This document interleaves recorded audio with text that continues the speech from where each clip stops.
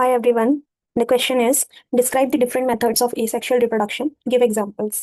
हमें asexual reproduction के different methods बनाने हैं along with examples. तो asexual reproduction वो reproduction होता है जिसमें सिर्फ एक parent needed होता है और asexual reproduction different types के होते हैं जिसमें first one है vegetative propagation.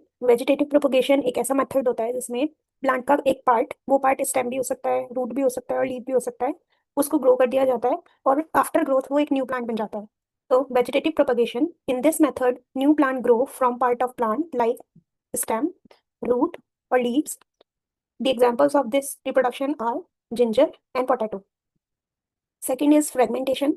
Fragmentation में होता है कि प्लांट का जो बॉडी होती है वो 2 और more पीसेस में टूट जाती है और आफ्टर ब्रेकेज जो ईच पीस होता है वो एक न्यू प्लांट में कन्वर्ट हो जाता है. इसी को बोलते हैं फ्रेगमेंटेशन. Fragmentation.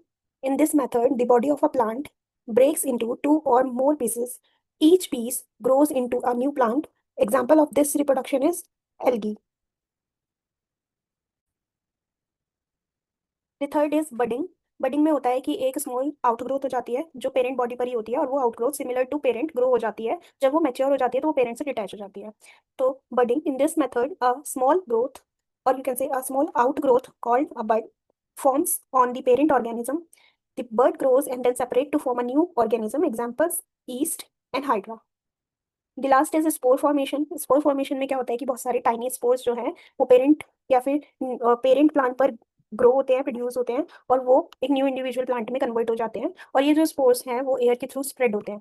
तो spore formation in this method, tiny pores are produced that can grow into new plants. These spores are easily spread through air. Examples: fern and fungi. Thank you.